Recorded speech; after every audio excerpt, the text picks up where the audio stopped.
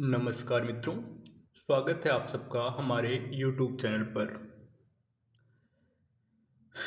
पिछले वीडियो में हमने धूमिल की कविता रोटी और संसद को गहराई से समझा था। तो इसी क्रम में नेट जेआरएफ के सिलेबस में लगे हुई सभी कविताओं को कवर करने के क्रम में आज हम उन्हीं की एक दूसरी अमर रचना की ओर बढ़ेंगे। एक ऐसी कविता जो हिंदी साहित्य में शायद सबसे ज़्यादा पढ़ी, पढ़ाई और उद्धृत की जाती है, जिसका शीर्षक है मोचीराम। यह कविता है सुदामा प्रसाद पांडे धूमिल की। यह उनके प्रसिद्ध काव्य संग्रह है जो कि उनके जीवन काल में ही 1972 में आई थी। संसद से सड़क तक से ली गई है।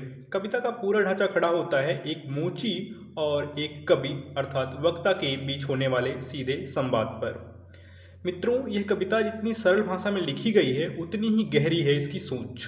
तो चलिए बिना देर किए इसे कदम दर कदम समझना आरंभ करते हैं।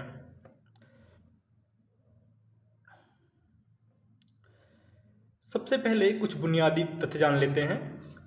कवि का नाम है सुदामा प्रसाद पांडे धूमिल, कविता का नाम है मोचीराम और यह संकलित है संसद से सड़क तक में, जो धूमिल के जीवन काल में प्रकाशित होने वाली एकमात्र काव्य संग्रह है। इस कविता का केंद्र है एक मोची और कवि अर्थात वक्ता के बीच का संवाद और इसका शिल्प है पूरी तरह से संवादात्मक।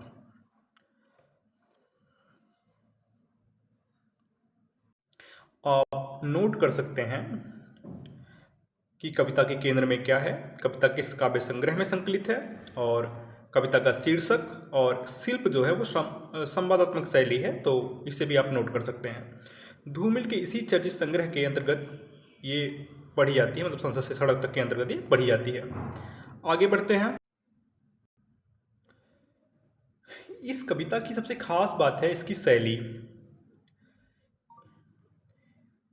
यह कोई एकालाप नहीं है जहां कवि अकेला बोलता चला जाए, बल्कि यह है एक मोची और कवि के बीच का संवाद। इसी संवाद शैली की वजह से कविता एक जीवंत आंखों देखा दृश्य बन जाती है। मोची अपनी बात स्वयं कहता है और कवि केवल उस आवाज़ को हम तक पहुंचाने का एक माध्यम मात्र बनता है। यही वजह है कि पढ़ते समय ऐसा लगता है जैसे हम किसी असली मोची की दुकान पर बैठकर उसकी बातें सुन रहे हों, श्रवण कर रहे हों।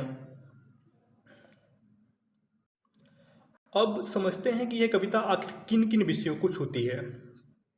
इसमें है वर्ग विभाजन, यानी समाज में ऊंच नीच का ढांचा, जातिगत व्यवस्था यानी पेशे और जाति के बीच का जुड़ाव, जातिगत व्यवस्था के बाद हम देखते हैं आर्थिक विषमता यानी अमीर गरीब के बीच की गहरी खाई, और श्रम और श्रमिक की स्थिति मतलब मेहनत कश की दुर्दशा। इसके साथ ही इसमें है लोकतंत्र की विडंबना, सामाजिक असमानता और आम आदमी का शोषण। मित्रों ध्यान दीजिए, यह सातों विषय मिलकर इस कविता को केवल एक मोची की निजी कहानी नहीं रहने देते, बल्कि इसे पूरे भारतीय समाज का आईना बना देते हैं। यदि प्रश्न आए मोचीराम के मुख्य विषय क्या हैं, तो इन 7 बिंदुओं में से 4-5 को क्रम से लिखना पर्याप्त उत्तर बनाता है। बात करें मोचीराम की प्रतीकात्मक अर्थ की, तो यह बात जरूर समझनी चाहिए हमें कि मोचीराम इस कविता में केवल एक व्यक्ति नहीं, वह बन जाता है शोषित, श्रमजीवी और व्यवस्था के हाशिए पर खड़े हर आदमी का प्रतिनिधि। यही कारण है कि यह कविता धूमिल की सबसे यादगार रचनाओं में मानी जाती है, क्योंकि उन्होंने समाज के सबसे उपेक्षित समझे जाने वाले पेशे को एक गहरी दार्शनिक और सामाजिक दृष्टि का वाहक बना दिया। अगर प्रश्न पूछा जाए कि मोचीराम का प्रतीकात्मक महत्व क्या है, तो सीधा और सटीक उत्तर है वह किसी एक व्यक्ति का नहीं वरन समूचे श्रमजीवी वर्ग का प्रतिनिधि है। मित्रों अब हम इस कविता को लाइन बाय लाइन पढ़ेंगे और उसको व्याख्यायित करते हुए प्रत्येक शब्द का अर्थ बताएंगे, जिससे परीक्षा में आपको इस कविता से संबंधित कोई भी समस्या न झेलनी पड़े। आगे बढ़ते हैं। यहाँ से कविता आरंभ होती है। मोचीराम। रापी से उठी हुई आंखों ने मुझे क्षण भर टटोला और फिर जैसे पतियाए हुए स्वर में वह हंसते हुए बोला, बाबूजी सच कहूँ मेरी निगाह में न कोई छोटा है न कोई बड़ा है। अब यहाँ एक शब्द आता है रापी। रापी का मतलब होता है चमड़ा काटने छेदने का मोची का औजार। और टटोलने का अर्थ है ध्यान से देखा परखा। तो कभी मोची से बातचीत कर रहा है, मोची काम करते करते रापी से अपनी रापी से मतलब वो काम तो रापी से कर रहा है पर अपनी आंखें उठाकर कवि को देखता है। टटोला शब्द बहुत महत्वपूर्ण है। वह केवल देखता नहीं बल्कि जैसे यह समझने की कोशिश करता है कि सामने बैठा आदमी उसे किस दृष्टि से देख रहा है। यहाँ रापी केवल औजार नहीं है बल्कि मोची के पूरे श्रम जगत का प्रतीक बनकर उभरता है। दूसरी पंक्ति देखते हैं। और फिर जैसे पतियाए हुए स्वर में वह हंसते हुए बोला। पतियाए हुए का आशय है विश्वास से भरा हुआ, आश्वस्त होकर। मोची कवि से सहज होकर बात करता है। उसके स्वर में व्यंग भी है और जीवन से पैदा हुई एक गहरी समझ भी है। उसकी हंसी केवल खुशी की हंसी नहीं है, इसमें विडंबना और सामाजिक अनुभव दोनों है। बाबूजी सच कहूँ मेरी निगाह में न कोई छोटा है न कोई बड़ा है। मोची कहता है कि मेरी दृष्टि में कोई मनुष्य छोटा बड़ा नहीं है। यहाँ एक बड़ा विरोधाभास है। जिस समाज ने उसे जाति के आधार पर नीचे रखा, वही मोची कह रहा है कि मनुष्य की वास्तविक पहचान उसकी जाति नहीं है। लेकिन अगली पंक्तियाँ इस कथन को और गहरा कर देती हैं। बढ़ते हैं अगली पंक्ति पर। अगली पंक्ति है कि मेरे लिए हर आदमी एक जोड़ी जूता है जो मेरे सामने मरम्मत के लिए खड़ा है। और असल बात तो यह है कि वह चाहे जो है, जैसा है, जहाँ कहीं है। मतलब यह कविता की सबसे प्रसिद्ध और सबसे महत्वपूर्ण पंक्तियों में मानी जाती है। ऊपरी अर्थ में मोची के लिए हर ग्राहक जूता है क्योंकि उसका पेशा जूते की मरम्मत करना है। लेकिन यदि हम जब गहरे अर्थ को देखते हैं इस कविता के, तो पाते हैं कि जूता मनुष्य की सामाजिक पहचान या बाहरी आवरण को प्रदर्शित करता है। वहीं मरम्मत का आशय यहाँ ये होगा कि मनुष्य और समाज की टूट फूट को ठीक करने की कतई आवश्यकता है। मोची के सामने राजा हो या गरीब, व्यापारी हो या मजदूर, सब अंततः उसके काम के सामने बराबर हैं। यहाँ कवि सामाजिक समानता की विडंबनापूर्ण स्थापना करता है। और इसमें तीसरी लाइन है, और असल बात तो यह है कि वह चाहे जो है, जैसा है, जहाँ कहीं है। मतलब यहाँ मोची अपनी बात को और व्यापक करता है। मनुष्य चाहे किसी भी जाति का हो, किसी वर्ग का हो, अमीर हो, गरीब हो, किसी भी स्थान पर रहता हो, उसकी मनुष्यता मूलतः समान है। आगे बढ़ते हैं कविता में। आगे की लाइन है कि आजकल कोई आदमी जूते की नाप से बाहर नहीं है। फिर भी मुझे ख्याल रहता है कि पेशेवर हाथों और फटे जूतों के मध्य कहीं न कहीं एक आदमी है जिस पर टाँके पड़ते हैं, जो जूते से झांकती हुई उंगली की चोट छाती पर हथौड़े की तरह सहता है। यहाँ तरह तरह के जूते आते हैं। तो ये एक बहुत व्यंग्यपूर्ण पंक्ति है। जूते की नाप से बाहर नहीं, जूते की नाप से बाहर नहीं का अर्थ केवल इतना नहीं कि हर व्यक्ति जूता पहनता है। इस पंक्ति का अर्थ केवल इतना नहीं है कि हर व्यक्ति जूता पहनता है, बल्कि इसका सामाजिक अर्थ है कि आज का पूरा समाज किसी न किसी तरह आर्थिक सामाजिक व्यवस्था में फंसा हुआ है। हर आदमी किसी न किसी व्यवस्था की जरूरत, बाजार, श्रम और उपभोग से जुड़ा है। मोची के लिए सभी ग्राहक हैं, लेकिन कवि के स्तर पर यह पंक्ति बताती है कि मनुष्य की स्वतंत्रता है वह भी सामाजिक आर्थिक ढांचे से पूर्ण रूपेण बधी हुई है। आगे बढ़ते हैं। फिर भी मुझे ख्याल रहता है कि पेशेवर हाथों और फटे जूतों के बीच कहीं न कहीं एक आदमी है। यहाँ कविता अचानक बहुत मानवीय हो जाती है। जैसे पेशेवर हाथ मतलब काम करने वाले हाथ, फटे जूते अर्थात वस्तु, और आदमी उस वस्तु को बनाने ठीक करने वाला संवेदनशील मनुष्य। मोची कहता है कि मैं जूते को केवल वस्तु नहीं मानता, उसके पीछे एक मनुष्य है, यानी काम करने वाला व्यक्ति अपने काम से बड़ा होता है। तो जिस पर टाँके पड़ते हैं, जो जूते से झांकती हुई अंगुली की चोट छाती पर हथौड़ों की तरह सहता है। यहाँ कवि ने अत्यंत प्रभावशाली मानवीकरण और रूपक का प्रयोग किया है। परीक्षा की दृष्टि से ये सब बहुत महत्वपूर्ण है, अतः चाहें तो नोट करते हुए चलें। यहाँ कवि अत्यंत प्रभावशाली और मानवीकरण और रूपक का प्रयोग करता है कि फटे जूते के बीच निकली ग्राहक की उंगली की चोट वास्तव में मोची की चोट नहीं है, लेकिन संवेदनशील मोची उस पीड़ा को अपने भीतर महसूस करता है। हथौड़ा यहाँ वास्तविक हथौड़ा भी है और पीड़ा का प्रतीक भी, अर्थात दूसरे मनुष्य की पीड़ा संवेदनशील मनुष्य के हृदय पर चोट करती है। आगे कभी कहते हैं, यहाँ तरह तरह के जूते आते हैं। यहाँ तरह तरह के जूते आते हैं। आगे बढ़ते हैं। और आदमी की अलग अलग नवैयत बतलाते हैं। सबकी अपनी अपनी शक्ल है, अपनी अपनी शैली है। मसलन एक जूता है, जूता क्या है? चकतियों की थैली है। इसे एक आदमी पहनता है जिसे चेचक ने चुग लिया है। उस पर उम्मीद को तरह देती हुई हंसी है, जैसे टेलीफोन के खंबे पर। ध्यान दें तो पाएंगे एक शब्द आया हुआ है नवैयत। नवैयत का अर्थ होता है प्रकृति, प्रकार, स्वभाव या स्थिति। मोची के पास आने वाले जूते उसके मालिकों की सामाजिक और आर्थिक स्थिति का संकेत करते हैं। जूते देखकर वह समझ सकता है कौन गरीब है, कौन अमीर है, कौन दिखावटी है, कौन मेहनतकश है और कौन शोषक है। अर्थात जूता व्यक्ति के सामाजिक जीवन का एक दस्तावेज बन जाता है। सबकी अपनी अपनी शक्ल है, अपनी अपनी शैली है। तीसरी लाइन देखेंगे, सबकी अपनी अपनी शैली है, अपनी अपनी अपनी शक्ल है। तो हर जूते का अपना रूप है, लेकिन इसका दूसरा अर्थ क्या है कि हर मनुष्य की सामाजिक पहचान और जीवन शैली बिल्कुल भिन्न भिन्न है। यहीं से कभी अलग अलग प्रकार के लोगों के उदाहरण देता है। अब क्या उदाहरण दे रहा है कभी देखेंगे। चेचक वाले आदमी का जूता। जूता क्या है? चकतियों की थैली है।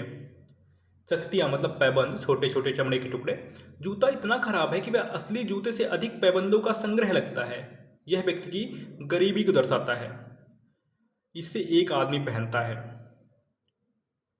इसे एक आदमी पहनता है जिसे चेचक ने चुग लिया है। चुग लिया है का अर्थ होगा चेचक के दानों से चेहरा भर दिया है। चेचक जब निकल जाता है तो प्रायः देखा जाता है कि चेहरे पर निशान पड़ जाते हैं। तो यह व्यक्ति गरीबी, बीमारी और अभाव का प्रतिनिधि है, लेकिन इसके चेहरे पर फिर भी हंसी है। उस पर उम्मीदों की तह देती हुई हंसी है, जैसे टेलीफोन के खंभे पर कोई पतंग फंसी है। आगे पढ़ते हैं तो कोई पतंग फंसी है और खड़खड़ा रही है, बाबूजी इस पर पैसा क्यों फूंकते हो। यहाँ बहुत सुंदर उपमा है। पतंग का खंभे पर फंस जाना उसकी स्वतंत्र उड़ान को रोक देता है, लेकिन हवा चलने पर वह फिर भी हिलती डुलती है। उसी तरह गरीब आदमी की परिस्थितियाँ उसकी ज़िंदगी को रोकती हैं, फिर भी उसकी उम्मीद जीवित रहते हैं। अर्थात गरीबी के बीच भी मनुष्य उम्मीद नहीं छोड़ता है। अगली पंक्ति है, बाबूजी इस पर पैसा क्यों फूंकते हो। मोची उस ग्राहक को देखकर आश्चर्य करता है। वह इतना गरीब है कि उसके लिए पुराने जूते पर पैसा खर्च करना भी प्रश्न है। यहाँ गरीबी की अर्थव्यवस्था दिखाई देती है, जहाँ छोटी सी मरम्मत भी बहुत खर्चीली मालूम पड़ती है। खैर आगे बढ़ते हैं इसी कविता में। मैं कहना चाहता हूँ मगर मेरी आवाज़ लड़खड़ा रही है। कवि भीतर से बहुत विचलित है। वह जो कहना चाहता है उसे कह नहीं पाता है। आखिर क्यों नहीं कह पाता? क्योंकि उसने अभी अभी एक ऐसे मनुष्य को देखा है जिसकी गरीबी और बीमारी के बावजूद हंसी में जीवन की उम्मीद है। महत्वपूर्ण लाइन है। आगे क्या है, मैं भीतर से एक आवाज आती है, कैसे आदमी हो अपनी जाति पर थूकते हो। कैसे आदमी हो अपनी जाति पर थूकते हो। आप यकीन करें उस समय मैं चकतियों की जगह आंखें ताकता हूँ और पेशे में पड़े हुए आदमी को बड़ी मुश्किल से निभाता हूँ। एक जूता और है जिससे पैर को नाद कर एक आदमी निकलता है सैर को। यह कविता का अत्यंत महत्वपूर्ण मोड़ है। कवि स्वयं चर्मकार अर्थात मोची जाति से संबंधित होने की ओर संकेत करता है, लेकिन वह अपनी जातिगत पहचान से दूरी बनाने की मानसिकता पर सवाल करता है। अपनी जाति पर थूकते हो का अर्थ है कि क्या तुम अपने ही समुदाय और श्रम से घृणा कर रहे हो। यहाँ कवि के भीतर जाति, पेशा और आत्म सम्मान का संघर्ष स्पष्ट रूप से दृष्टिगोचर हो रहा है। मैं चकतियों की जगह आंखें ताकता हूँ। तीसरी पंक्ति देखें, मैं चकतियों की जगह आंखें ताकता हूँ। यह अत्यंत काव्यात्मक अभिव्यक्ति है। वास्तव में मोची जूते के चमड़े के टुकड़े सिलता है, लेकिन कभी कहता है कि उस क्षण वह चमड़े की चकतियाँ नहीं आंखें सिलना चाहता है, अर्थात समाज में संवेदना, मनुष्यता की आंखें लगा देना चाहता है। यहाँ आँख है दृष्टि प्लस संवेदना प्लस चेतना। आगे बढ़ते हैं। और और पेशे में पड़े हुए आदमी को बड़ी मुश्किल से निभाता हूँ। निभाना अर्थात निभाना, स्वीकार करके आगे बढ़ना। कभी अपने पेशे और अपनी जातिगत पहचान को सहजता से स्वीकार नहीं कर पाता। उसके भीतर संघर्ष है, लेकिन वह अंततः उस श्रमिक मनुष्य को स्वीकार करता है। पंक्ति है कि बड़ी मुश्किल से निभाता हूँ। एक जूता और है जिससे पैर को नाद कर एक आदमी निकलता है शहर को। नाद कर मतलब बांध कर। अब दूसरा पात्र आता है। यह व्यक्ति पहले वाले गरीब आदमी से बिल्कुल अलग है। और पंक्ति क्या है कि वह अक्लमंद है, न वक्त का पाबंद है। उसकी आंखों में लालच है, हाथों में घड़ी है। उसे जाना कहीं नहीं है, मगर चेहरे पर बड़ी हड़बड़ी है। वह कोई बनिया है या बिसाती है। यह अव्यवस्थित और अहंकारी व्यक्ति है। और यहाँ बहुत तीखा व्यंग किया गया है।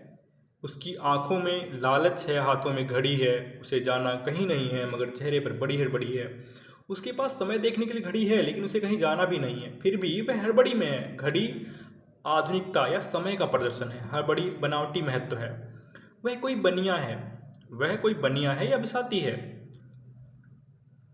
आगे है कि मगर रौब ऐसा कि हिटलर कनाती है। तो बिसाती जो घूम घूम कर सामान बेचने वाला व्यापारी होता है, जो प्रायः कंघी, जूड़े, रुमाल, सिंदूर आदि बेचता है, उसे बिसाती कहते हैं। तो घूम घूम कर सामान बेचने वाला व्यापारी। मोची निश्चित नहीं है कि वह कौन है, लेकिन उसका व्यवहार अत्यंत अहंकारी है। हिटलर का नाती यहाँ अतिशयोक्ति और व्यंग है। अगले स्लाइड में है हिटलर का नाती, अर्थात उसका व्यवहार इतना तानाशाही पूर्ण है जैसे वह दुनिया पर शासन करता हो। मगर रोब ऐसा कि हिटलर का नाती है। इसे बांधो, उसे काटो, हियाँ ठोको, हुआ पीटो। घिस्सा दो, ऐसा चमकाओ, जून को ऐना बनाओ, मतलब जूते को ऐना बनाओ। ओफ, बड़ी गर्मी है। रुमाल से हवा करता है, मौसम के नाम पर भी सुरता है। सड़क पर आतियों जातियों को बानर की तरह घूरता है। गरज यह कि घंटे पर कटवाता है। अब क्या है कि इसे बांधो, उसे काटो। यह ग्राहक मोची को लगातार आदेश देता है। उसकी भाषा में अधिकार, अहंकार, अधीरता, श्रमिक के प्रति असम्मान है। वह मोची को मनुष्य नहीं, अपने आदेश का पालन करने वाला मशीन या फिर गुलाम समझता है। घिस्सा दो, ऐसा चमकाओ, जूते को आईना बनाओ।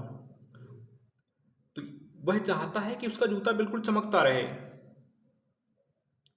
यहां जूते की चमक के साथ उस व्यक्ति की सामाजिक प्रतिष्ठा और दिखावे का भी प्रत्यक्ष संबंध है। अगली पंक्ति है कि ओफ, बड़ी गर्मी है। रुमाल से हवा करता है। वह स्वयं आराम में है, जबकि मोची गर्मी में मेहनत कर रहा है। इससे श्रम और सुविधा के बीच वर्गीय अंतर भी स्पष्ट रूप से दिखाई देता है। अगली पंक्ति है कि सड़क पर आतियों जातियों को बानरों की तरह घूरता है। तो आती जाती भीड़ को वह घूरता है। बानर मतलब बंदर। उसका व्यवहार असभ्य, जिज्ञासु और उपहासपूर्ण है। और गरज यह है कि घंटे भर खटवाता है। मगर नामा देते वक्त साफ नट जाता है। शरीफों को लूटते हो वही गुर्राता है और कुछ सिक्के फेंक कर आगे बढ़ जाता है। अचानक छुप कर सड़क से उछलता है और पटरी पर चढ़ जाता है। चोट जब पेशे पर पड़ती है तो कहीं न कहीं एक चोर कील दबी रह जाती है। अब गरज मतलब कुल मिलाकर, और खटवाना मतलब खूब काम करवाना, नामा देना मतलब मेहनताना देना, और नट जाना मतलब मुकर जाना। वह मोची से खूब काम करवाता है, लेकिन पैसे देने के समय बहाना करता है। यह श्रम के शोषण का एक अच्छा उदाहरण है। और देखेंगे कि शरीफों को लूटते हो वह गुर्राता है। विडंबना देखिए कि लूटने वाला व्यक्ति स्वयं है, लेकिन आरोप मोची पर लगाता है। यहाँ कवि शोषक द्वारा पीड़ित को ही अपराधी ठहराने की प्रवृत्ति पर व्यंग करता है और कुछ सिक्के फेंक कर आगे बढ़ जाता है। वह मेहनताना सम्मानपूर्वक नहीं देता, बल्कि सिक्के फेंक देता है। सिक्के फेंकना श्रमिक के श्रम और सम्मान दोनों का अपमान है।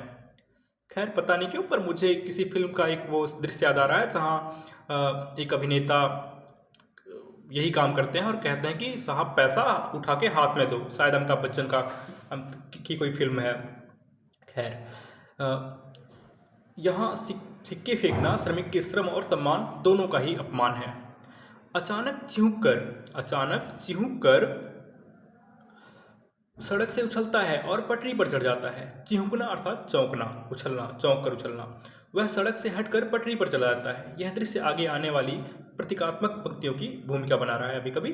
तो चोट जब पेशे पर पड़ती है तो कहीं ना कहीं एक चोर कील दबी रह जाती है। मतलब मोची काम करते समय चोट खाता है। चोर कील ऐसी कील जो दिखाई नहीं देती लेकिन भीतर छिपी रहती है। यह केवल वास्तविक चोट नहीं है, यह शोषण, अपमान और अन्याय की मनोवैज्ञानिक चोट भी है। और आगे पंक्ति है कि जो मौका पाकर उभरती है और अंगुली में गड़ती है, मगर इसका मतलब यह नहीं है कि मुझे कोई गलतफहमी है। मुझे हर वक्त यह ख्याल रहता है कि जूते और पैसे के बीच कहीं न कहीं एक अदद आदमी है जिस पर टाँके पड़ते हैं, जो जूते से झांकती हुई अंगुली की चोट छाती पर। तो दबी हुई चोट कभी समाप्त नहीं होती, उचित अवसर मिलने पर वह फिर सामने आती है। इसे सामाजिक स्तर पर पढ़ें तो दबा हुआ अन्याय कभी पूरी तरह समाप्त नहीं होता। मगर इसका मतलब यह नहीं है कि मुझे कोई गलतफहमी है। मतलब मोची बहुत स्पष्ट है, उसे अपने पेशे, समाज और जीवन की वास्तविकता के बारे में कोई भ्रम नहीं है। वह जानता है कि वह शोषित है। मुझे हर वक्त ख्याल रहता है कि जूते और पैसे के बीच कहीं न कहीं एक अदद आदमी है। अदद मतलब एक। यह पूरी कविता की जो है केंद्रीय चेतना है कि जूता वस्तु है, पैसा आर्थिक गतिविधि है, लेकिन उनके बीच मनुष्य और मनुष्यता मौजूद है। इसलिए किसी भी काम को देखते समय उस काम के पीछे मौजूद इंसान को कभी नहीं भूलना चाहिए। पंक्ति है कि जिस पर टाँके पड़ते हैं, तो मोची केवल जूते पर टाँके नहीं लगाता। कविता के प्रतीकात्मक अर्थ को जब हम लेते हैं तो पाते हैं कि टाँके श्रमिक के जीवन पर पड़ने वाले संघर्ष और चोट का एक प्रतीकात्मक स्वरूप है। जो जूते से झांकती हुई अंगुली की चोट छाती पर हथौड़े की तरह सहता है। तो यह संवेदना का चरम है कि दूसरे व्यक्ति की छोटी सी शारीरिक असुविधा भी संवेदनशील श्रमिक के भीतर बड़ी पीड़ा पैदा करती है। यहाँ मोची केवल कारीगर नहीं, संवेदनशील मनुष्य है। आगे बढ़ते हैं, अगली स्लाइड में देखते हैं कि जिंदा रहने के पीछे अगर सही तर्क, हथौड़ी तरह सकता है। और बाबूजी, असल बात तो यह है कि जिंदा रहने के पीछे अगर सही तर्क नहीं है तो रामनामी बेचकर या रंडियों की दलाली करके रोजी कमाने में कोई फर्क नहीं है। और यही वह जगह है जहां हर आदमी अपने पैसे से छूटकर भीड़ का टमकता हुआ हिस्सा बन जाता है। फिर उसी स्लाइड पे चलते हैं। तो जिंदा रहने के पीछे अगर सही तर्क नहीं है, यहाँ देखते हैं। तो अगर अब कविता व्यक्तिगत अनुभव से दार्शनिक प्रश्न की ओर जाती है। प्रश्न है, मनुष्य केवल जीवित क्यों रहे? यदि जीवन में कोई नैतिक आधार, उद्देश्य और मानवीयता नहीं है तो केवल पेट पालना पर्याप्त नहीं है। कभी आगे लिखते हैं, तो रामनामी बेचकर या रंडियों की दलाली करके रोजी कमाने में कोई फर्क नहीं है। और यही वह जगह है जहां हर आदमी अपने पैसे से छूटकर। तो रामनामी अर्थात राम नाम अंकित जो धार्मिक वस्त्र होते हैं, पटका होता है जो जिसपे ईश्वर का नाम लिखा होता है, जय कृष्ण राम राम, ऐसा कुछ धार्मिक नाम। और दलाली किसी काम में मध्यस्थ बनकर पैसे कमाना। कभी यहाँ जानबूझकर तीखा उदाहरण देते हैं। उनका तर्क है कि यदि जीवन का एकमात्र उद्देश्य किसी भी तरह पैसा कमाना है तो नैतिक और अनैतिक साधनों में अंतर समाप्त हो जाएगा। यह धार्मिकता के बाहरी प्रदर्शन पर भी एक प्रश्न चिन्ह खड़ा करता है। कभी आगे कहते हैं कि और यही वह जगह है जहां हर आदमी अपने पैसे से छूटकर भीड़ का टमकता हुआ हिस्सा बन जाता है। टमकता हुआ मतलब चमकता, उभरता हुआ, यहाँ भीड़ में दिखाई देने वाला हिस्सा। जब मनुष्य अपनी नैतिक चेतना खो देता है तब वह केवल भीड़ का हिस्सा बन जाता है। उसकी व्यक्तिगत पहचान और जिम्मेदारी खत्म होने लगती है। सभी लोगों की तरह भाषा उसे काटती है, मौसम सताता है और आप इस बसंत को ही लो। यह दिन को दांत की तरह तानता है। पेड़ों पर लाल लाल पत्तों के हजारों सुखतल्ले धूप में सीझने के लिए लटकाता है। मित्रों, यहाँ सभी मनुष्यों की समानता सामने आती है, जाति, वर्ग और पैसे के बावजूद। भाषा मनुष्य को प्रभावित करती है, मौसम प्रभावित करता है, भूख प्रभावित करती है, जीवन की परिस्थितियां भी प्रभावित करती हैं। अर्थात मनुष्य होने की मूल अनुभूति सबकी साझा है। अब आप इस बसंत को ही लो। अब आप इस बसंत को ही लो। बसंत सामान्यतः आनंद, सौंदर्य और नवजीवन का मौसम माना जाता है, लेकिन कवि बसंत को एक गरीब श्रमिक की दृष्टि से देख रहा है।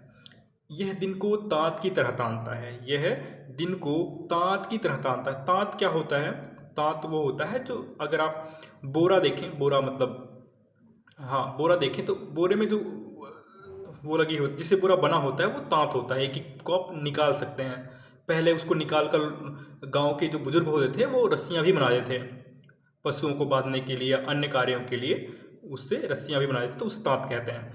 तो यह दिन को तांत की तरह तानता है। तांत करघे का धागा। बसंत दिन को लंबा कर देता है। बसंत दिन को लंबा कर देता है। यहाँ सुंदर मौसम भी मोची के लिए कठिनाई पैदा करता है, क्योंकि उसका श्रम और दिन दोनों बढ़ जाते हैं। आगे बढ़ते हैं।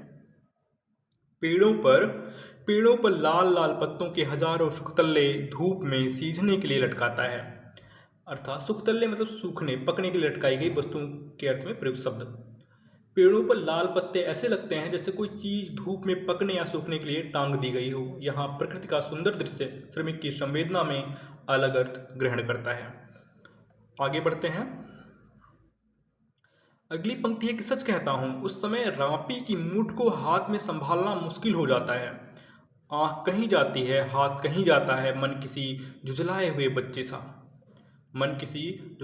बच्चे सा काम पर आने से बार बार इनकार करता है। लगता है कि चमड़े की शराफत के पीछे कोई जंगल है जो आदमी पर पेड़ से वार करता है। तो रापी की मूठ को हाथ में संभालना मुश्किल हो जाता है। तो यहाँ बसंत का सौंदर्य मोची का ध्यान अपने काम से हटा देता है। यहाँ पहली बार प्रकृति उसके भीतर किसी दूसरे संसार की इच्छा जगाती है। आँख कहीं जाती है, हाथ कहीं जाता है, मतलब आँख प्रकृति की ओर है, हाथ काम में है, अर्थात शरीर और मन अलग अलग दिशाओं में खिंच रहे हैं।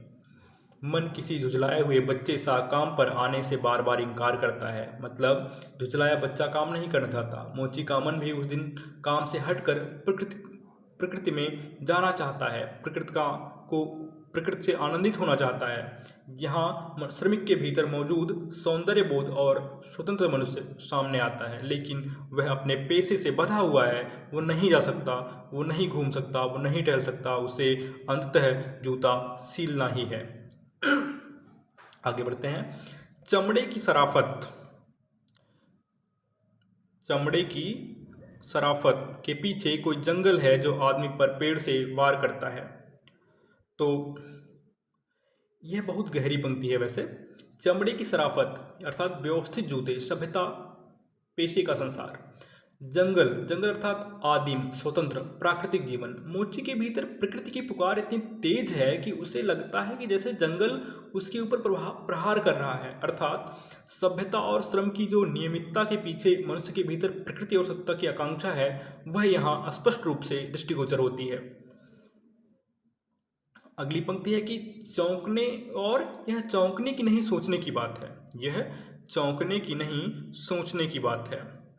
कवि कहता है कि यह कोई अजीब बात नहीं है। इस पर विचार करना चाहिए कि एक मोची भी प्रकृति, सौंदर्य और स्वतंत्रता को उतनी ही गहराई से महसूस कर सकता है जितना कोई कवि या शिक्षित व्यक्ति।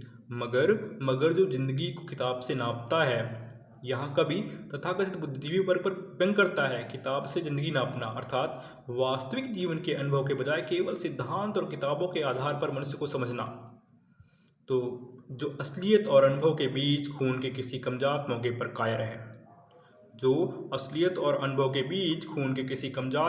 कायर है, का अर्थ होगा कमजात मतलब निम्न या तुच्छ प्रकृति का, जो वास्तविक जीवन के संघर्षों से दूर है और अनुभव के सामने कमजोर पड़ जाता है, वह केवल किताबों में मनुष्य को समझता है, वास्तविक जीवन में नहीं। आगे बढ़ते हैं। बड़ी आसानी से कह सकता है कि यार तू मोची नहीं शायर है। मतलब यहाँ एक महत्वपूर्ण व्यंग है कि किसी शिक्षित व्यक्ति को लगता है कि इतना सुंदर और संवेदनशील विचार केवल कवि ही कर सकता है, इसलिए वह मोची की संवेदनशीलता देखकर कहता है कि तू मोची नहीं शायर है। लेकिन यही कथन अपने भीतर जातिवादी सोच छिपाए हुए है। क्योंकि वह मानकर चल रहा है कि मोची होना और संवेदनशील या बौद्धिक होना एक साथ संभव नहीं है, जबकि एक साथ संभव है। असल में वह एक दिलचस्प गलतफहमी का शिकार है। असल में वह एक दिलचस्प गलतफहमी का शिकार है। वह व्यक्ति यह मानने की भूल करता है कि पैसा अर्थात व्यक्ति की पूरी पहचान, यही कविता की मतलब वह ये भूल करता है कि पैसा ही व्यक्ति की पूरी पहचान है, जबकि ऐसा नहीं है। और यही भाव इस कविता की केंद्रीय सामाजिक आलोचना है। जो यह सोचता है कि पैसा एक जाति है और भाषा पर आदमी का नहीं किसी जाति का अधिकार है। यहाँ कविता सीधे जाति व्यवस्था पर प्रहार करती है कि भारतीय समाज में लंबे समय तक पैसे और जाति को आपस में जोड़ दिया गया, लेकिन कवि कहता है कि पैसा मनुष्य की संपूर्ण पहचान नहीं है। मोची होना यह साबित नहीं करता कि वह संवेदनहीन या बुद्धिहीन है। और भाषा पर आदमी का नहीं किसी जाति का अधिकार है, मतलब भाषा केवल बोलचाल की भाषा नहीं है। भाषा इज इक्वल टू अभिव्यक्ति प्लस ज्ञान प्लस विचार प्लस साहित्य प्लस सांस्कृतिक अधिकार। मतलब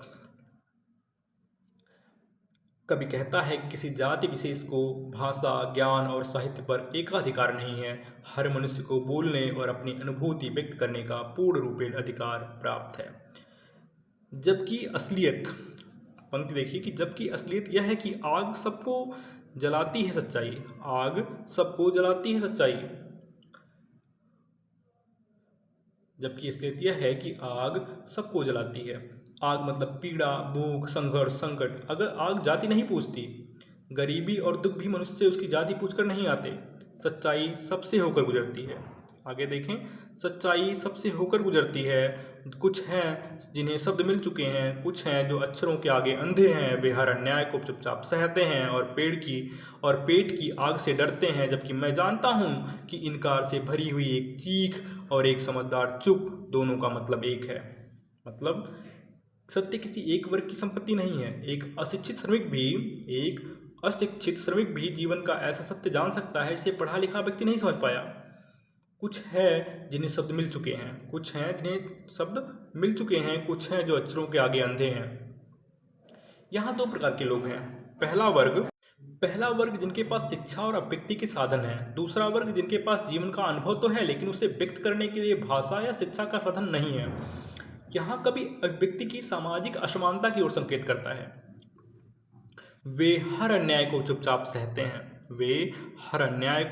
चुपचाप सहते हैं और पेट की आग से डरते हैं। गरीब व्यक्ति अन्याय के खिलाफ आवाज नहीं उठा पाता, क्योंकि उसके सामने रोजी रोटी का प्रश्न है।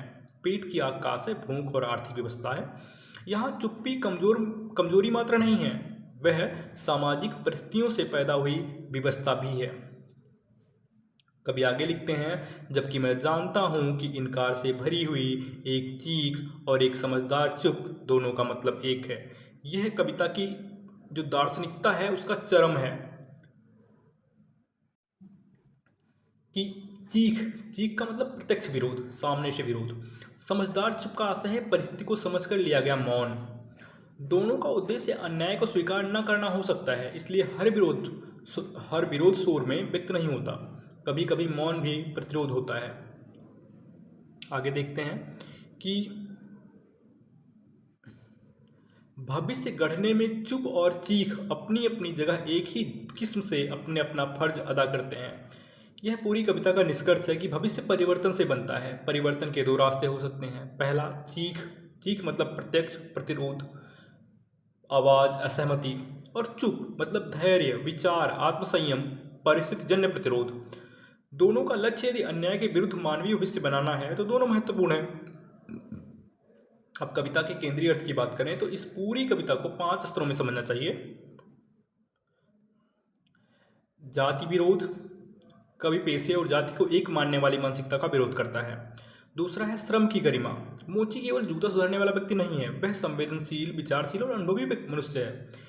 तीसरा है मनुष्य की समानता। मोची की निगाह में हर व्यक्ति समान है, जूता सभी को एक धरातल पर लाता है।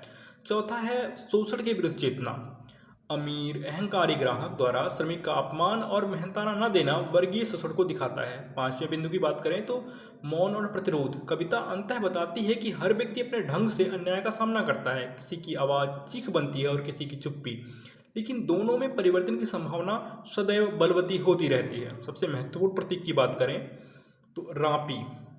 कविता के आरंभ में भी एक बार रापी शब्द आया है, एक बार मध्य में भी आया है। रापी का अर्थ श्रम, कारीगरी और श्रमिक जीवन से है। जूता मनुष्य की बाहरी सामाजिक पहचान, फटा जूता गरीबी और अभाव का, टाँका, टाँका मतलब टूटे जीवन को जोड़ने का प्रयत्न। चोर कील, छिपी हुई पीड़ा अन्याय का। ये जो मैं बता रहा हूँ इसे नोट कर लें, क्योंकि परीक्षा में कोई भी प्रश्न आ सकता है कि चोर कील का क्या आशय है। तो चोर कील का आशय है छिपी हुई पीड़ा अन्याय। हथौड़ा, चोट और शोषण का। आग, भूख पीड़ा और जीवन संघर्ष का प्रतीक है। बसंत, प्रकृति, सौंदर्य और स्वतंत्रता की आकांक्षा का प्रतीक है।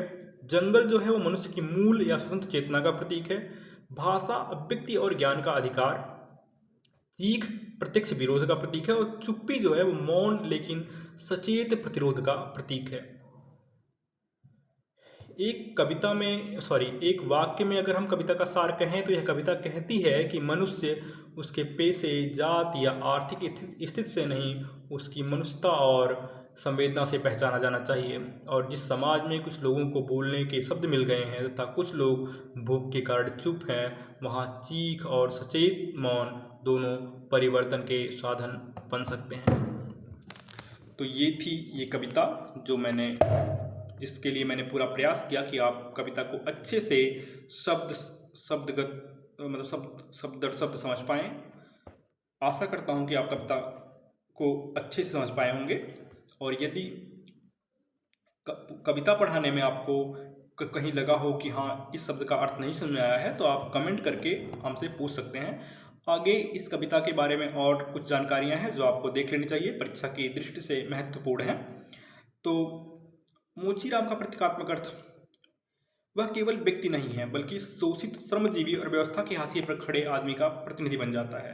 मोचीराम इसलिए धूमिल की सबसे यादगार रचनाओं में रहता है क्योंकि इसमें कवि ने समाज को सबसे उपेक्षित पेशे को एक गहरी दार्शनिक और सामाजिक दृष्टि का वाहक बना दिया है। कुछ महत्वपूर्ण विशेषताओं की बात करें तो तीखा व्यंग है, वर्ग भेद, जाति भेद आदि पर गहरा आक्रोश भी दृष्टिगोचर होता है। और दोनों तत्व मिलकर कविता को सबसे बड़ी धार देते हैं, शालीन भाषा में छुपा हुआ तीखा प्रहार के रूप में। आगे बढ़ते हैं कविता में, तो मतलब हम भाषा शैली की बात करते हैं तो भाषा शैली बिल्कुल ही बोलचाल की आपने कविता में देख ही ली है। बिल्कुल बोलचाल की भाषा है, सपाट है, तीखा व्यंग है। धूमिल की भाषा किताबी नहीं होती है। अगर आपने इनकी पहली वो पढ़ी होगी, इसके पहले जो मैंने पढ़ाई है इनकी कविता, तो धूमिल की भाषा प्रायः बिल्कुल किताबी नहीं होती है, सामान्य जन सामान्य की भाषा होती है। और आगे बात करें तो जो शिल्प है इसका वो संवादात्मक शैली में है। वो कवि जो है वो बिल्कुल सामने बैठकर बात कर रहे हैं मोची से, और जो बात मोची कह रहा है उसी को हमें बताने समझाने का प्रयत्न कर रहे हैं। आगे देखते हैं तो धूमिल की काव्य दृष्टि की बात करें तो वो राजनीति और सामाजिक यथार्थ को आम आदमी के जीवन से जोड़कर देखने का प्रयत्न करते हैं। धूमिल के लिए राजनीति कोई दूर की अमूर्त अवधारणा नहीं है। जैसा कि हम राजनीति के बारे में पढ़ते हैं तो बहुत कठिन और जटिलता दिखाई देती है, तो धूमिल के लिए राजनीति कोई दूर की अमूर्त अवधारणा नहीं है। वह मोची की दुकान की धूल में, उसके हाथों के छालों में और उसके ग्राहकों के व्यवहार में भी राजनीति को स्पष्ट रूप से देख पाते हैं। जूते का जो प्रतीकात्मक महत्व है उसे देखें तो यह एक वर्ग का प्रतीक है, पैसे का भी प्रतीक है, सामाजिक संबंध का माध्यम है, व्यवस्था की असमानता को समझने का एक जरिया भी है, किसका जूता कैसा है उसके रूप में। धूमिल एक साधारण दिखने वाली वस्तु जूते को किस तरह से सामाजिक आर्थिक व्यवस्था का बताने का माध्यम बना देते हैं, यह भी देखने के लिए महत्वपूर्ण है। हर जूता अपने मालिक की हैसियत, पेशा और स्वभाव बयां करता है, और मोची इन सबको बड़ी बारीकी से पढ़ता है, समझता है, जानता है। उसकी समझ जो विकसित होती है वह लोगों के जूते देखकर ही विकसित होती है। अब लोकतंत्र के पर प्रश्न की बात करें तो संविधान और लोकतांत्रिक व्यवस्था में समानता की बात होने के बाद भी वास्तविक सामाजिक जीवन में असमानता कायम है। आज भी जातिगत भेदभाव, आर्थिक भेदभाव का शिकार हम सभी को होना पड़ता है। मोचीराम की दृष्टि से देखें तो कविता का केंद्रीय पक्ष जो है वो जाति, वर्ग और पेशे से है। मतलब उसका जो पहचान तय होती है वो जाति, वर्ग और पेशे से है, जबकि पहचान जो तय होनी चाहिए व्यक्ति की वो उसकी मनुष्यता से होनी चाहिए। बस बाकी सारी बातें कविता में बताई जा चुकी हैं पूर्व में ही। मोची का परिचय और मूल दर्शन की बात करें तो कविता की शुरुआत में मोची अपनी रापी से आंखें उठाकर हल्की मुस्कान के साथ अपनी सबसे बड़ी बात कहता है। उसके लिए दुनिया में कोई छोटा या बड़ा नहीं है। उसकी नज़र में हर आदमी बस एक जोड़ी जूता है जो मरम्मत के लिए उसके सामने खड़ा है। यह बेहद धार्मिक मार्मिक प्रश्न है कि मोची के पेशे में हर आदमी बराबर है, चाहे वह असली ज़िंदगी में जो भी हैसियत रखता हो। यहीं से कविता अपना सबसे बड़ा व्यंग बुनना आरंभ कर देती है। जूते के पीछे का आदमी। तो मोची की गहरी संवेदनशीलता देखें कि भले ही मोची जूते की नज़र से लोगों को देखता है, फिर भी उसे यह एहसास बना रहता है कि हर जूते और पेशे के पीछे असल में एक जीता जागता इंसान खड़ा है। वह उन्हें पीड़ा ना पहुंचाए, वह इस बात का पूरा ध्यान रखता है। एक ऐसा आदमी जिस पर हर टाँका लगता है और जो जूते से झांकती उंगली की चोट को अपनी छाती पर हथौड़े की तरह सहता है। आप ये पढ़ सकते हैं, देख सकते हैं, नोट कर सकते हैं।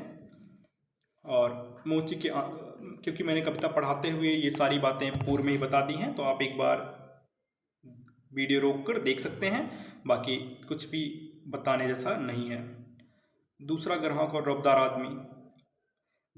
अब मंच पर आता है एक बिल्कुल अलग किरदार। ये कविता के मध्य में है। एक अमीर या रसूखदार आदमी, संभवतः व्यापारी अफसर तबके का।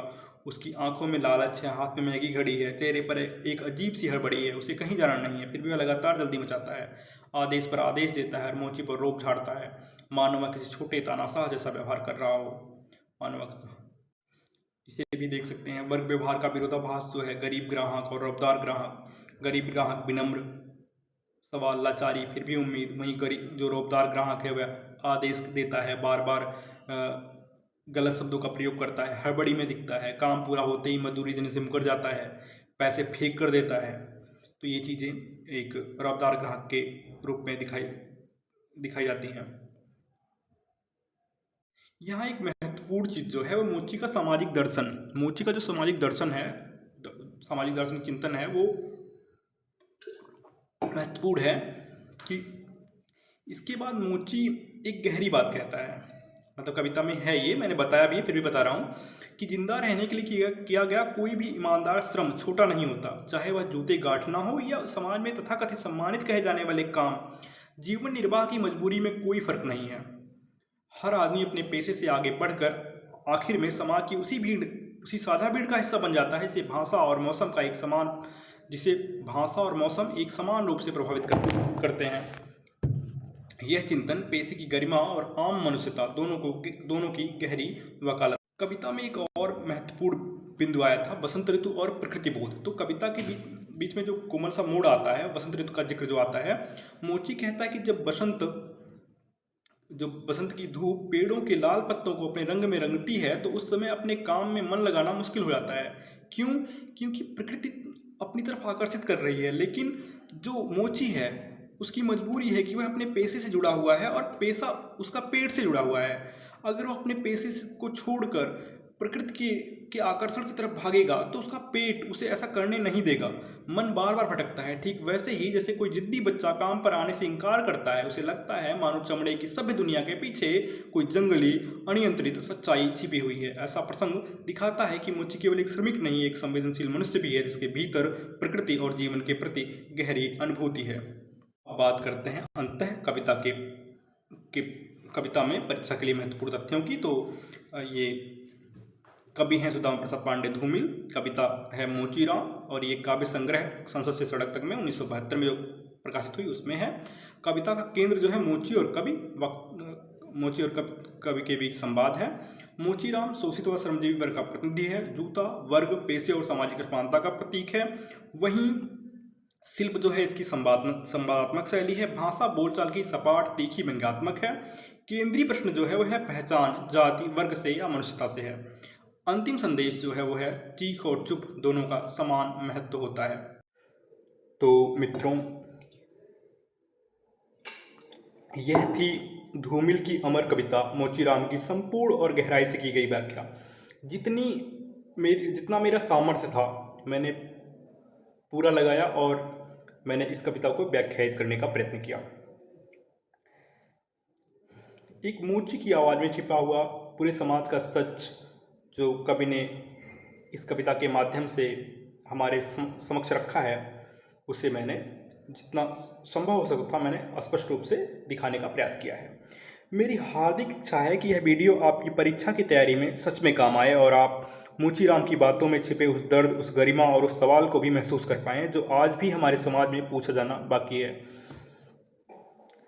ये जो मैंने कविता आपके सम्मुख रखी है, ये नेट जेआरएफ के लिए तो महत्वपूर्ण है ही, साथ ही साथ यदि आप किसी कॉलेज के, यूनिवर्सिटी के सिलेबस में लगे मतलब सिलेबस में अगर ये कविता लगी हुई है तो आप इसे पढ़कर इस कविता को अच्छे से लिख सकते हैं। व्याख्या अच्छे से लिख सकते हैं। शब्द दर शब्द आप लिखते समय समझा सकते हैं कविता को।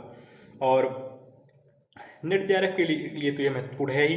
मैंने प्रत्येक स्लाइड में महत्वपूर्ण बिंदुओं को अच्छे से बताया है कि कौन सा तथ्य कहाँ पे महत्वपूर्ण है। खैर, अगर यह वीडियो आपको पसंद आया हो तो इसे लाइक कीजिए और अपने साथियों तक शेयर कीजिए। अगर अभी तक चैनल को सब्सक्राइब नहीं किया है तो ज़रूर कर लीजिए, ताकि जो इस क्रम में जो अगली पंक्ति कहानियाँ कविताएँ आने वाली हैं उसे भी आप पढ़ पाएँ, देख पाएँ, जान पाएँ। और ऐसे ही हिंदी साहित्य की गहरी और परीक्षा उपयोगी चर्चाएं आप तक लगातार पहुंचती रहें, ऐसी मेरी आशा है, उम्मीद है। खैर, धन्यवाद, आपने पूरा वीडियो देखा।